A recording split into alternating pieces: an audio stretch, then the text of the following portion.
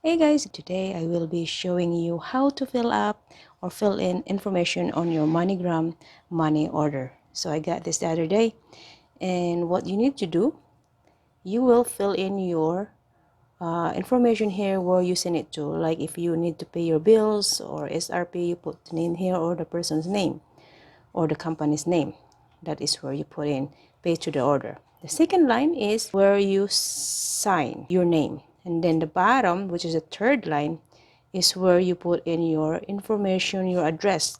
In case you lose this MoneyGram money order, you can ask for a replacement.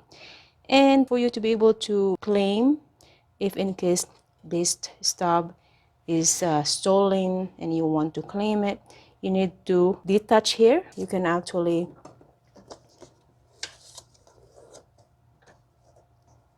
detach here and then keep this for yourself. And then in case this lost in the mail or the person says they have not gotten your money order, you can actually keep this and call the number at the back to claim your number. And this is your receipt. In Cebuano, we call this recibo. Anyways, thank you for watching, and I hope this is very helpful. And if you like this video, please don't forget to hit like and subscribe. And thank you for watching. Bye bye.